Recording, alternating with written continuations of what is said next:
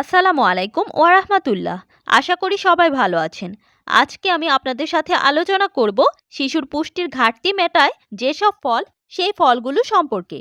আজকাল বেশিরভাগ শিশুই ফল খেতে চায় না। তাদের পছন্দের তালিকায় রয়েছে পিৎজা, বার্গার, বিরিয়ানি, চিপস ও চকোলেটের মতো সব খাবার। বিশেষজ্ঞদের মতে এই ধরনের খাবার নিয়মিত খেলে শরীর খারাপ হতে পারে।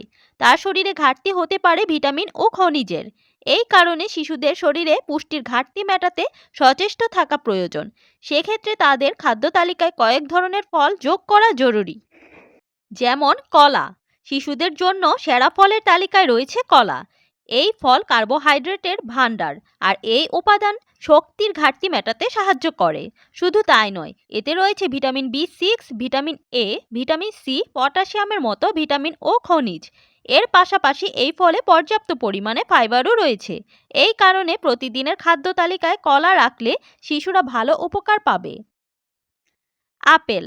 কথায় আছে প্রতিদিন একটি করে আপেল খেলে ডাক্তারের থেকে দূরে থাকা যায়, কারণ এতে একাধিক জরুরি ভিটামিন ও খনিজ রয়েছে। শুধু তাই নয়, এই ফল খেলে দেহে পর্যাপ্ত পরিমাণে অ্যান্টিঅক্সিডেন্টও পৌঁছে যায়, যার ফলে দেহে প্রদাহ কমে, নানা ধরনের জটিল রোগের ফাঁদ এড়ানো যায়। এ কারণে শিশুদের প্রতিদিন একটি করে আপেল খাওয়ানোর চেষ্টা করুন। এতে করে তাদের শরীর ও স্বাস্থ্য ভালো থাকবে। পেয়ারা।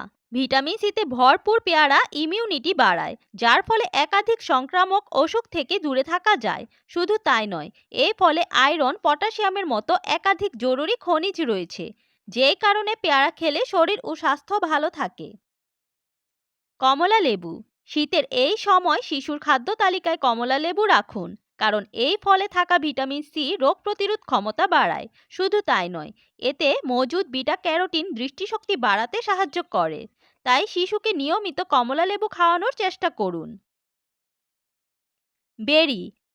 ব্লুবেরি, ক্র্যানবেরি সহ একাধিক বেরি জাতীয় ফল হলো স্বাস্থ্যগুণে সেরা। এসব ফল অ্যান্টিঅক্সিডেন্টের ভাণ্ডার, যে কারণে বেরি জাতীয় ফল খেলে বিভিন্ন ধরনের রোগ থেকে দূরে থাকা যায়। সেই সঙ্গে এতে মজুদ ভিটামিন ও খনিজের গুণে মিটে যায় পুষ্টির ঘাটতি। তাই প্রতিদিনের ডায়েটে অবশ্যই বেরি জাতীয় ফল রাখুন। আজকের ভিডিওটি এই পর্যন্তই।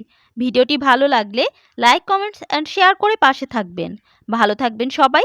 আসসালামু আলাইকুম ওয়া রাহমাতুল্লাহ।